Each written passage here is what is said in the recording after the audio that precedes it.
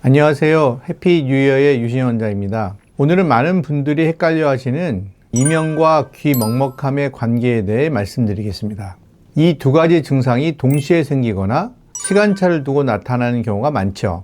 오늘 내용을 끝까지 보신다면 이런 증상이 생겼을 때 어떨 때 병원에 가야 하는지, 또 진짜 난청일 가능성은 얼마나 되는지 명확하게 이해하실 수 있을 겁니다. 먼저 제가 항상 강조드리는 그 부분부터 짚고 넘어가겠습니다. 귀 먹먹함이란 비행기를 탈 때나 고층 엘리베이터를 탔을 때 느껴지는 귀가 꽉 막힌 듯한 느낌을 말합니다.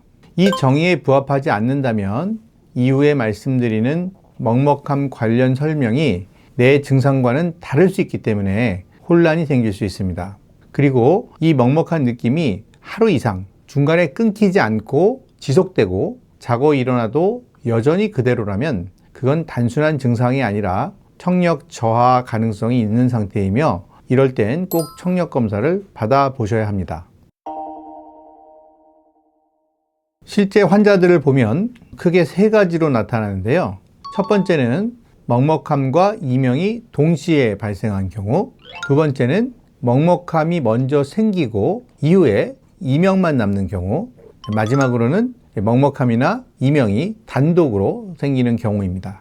이 중 동시에 나타났고 하루 이상 지속된다면 청력 저하 가능성이 거의 100%에 가깝습니다. 특히 저음형 난청일 확률이 높은데요. 이는 250Hz, 500Hz와 같은 저주파 영역에서 청력이 떨어지는 질환입니다. 치료는 잘 되지만 재발률이 높고 카페인이나 생활습관과도 밀접한 연관이 있습니다. 이런 증상이 있다면 반드시 병원에 내원하셔서 청력 검사를 받아보셔야 합니다. 이런 경우는 조금 더 복잡할 수 있는데요. 크게 두 가지 기전으로 설명됩니다. 청력이 일시적으로 떨어졌다가 회복은 됐지만 청각세포가 아직 안정화되지 않아서 이명이 남아있는 경우와 청력 저하의 원인인 뇌압력 조절 장애가 완전히 해결되지 않아서 이명이 지속되는 경우입니다.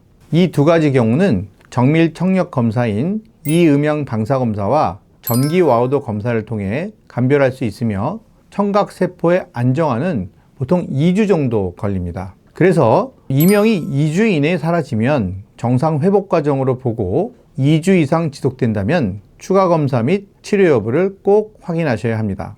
여기서 꼭 기억하셔야 할 건 먹먹함과 이명이 함께 왔다가 먹먹함만 사라진 경우와 이명이 단독으로 발생한 경우는 완전히 다른 의미라는 점입니다.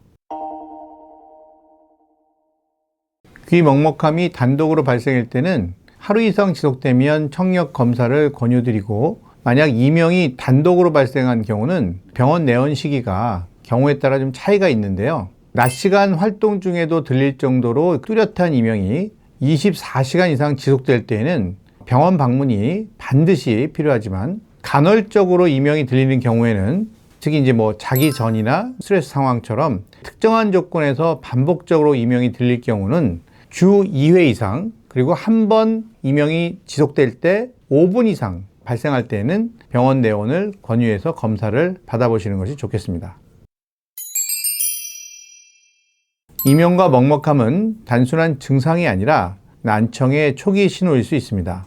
그리고 동시에 생겼는지, 시간차를 두고 나타났는지, 단독, 개별적인 증상인지, 이렇게 증상이 나타난 순서와 조합에 따라서 우리가 취해야 할 대처 방법도 좀 달라지기 때문에 오늘 말씀드린 내용을 꼭 기억해 두시길 바랍니다. 그럼 저는 다음 영상에서 더 도움이 되는 내용으로 찾아뵙겠습니다. 감사합니다.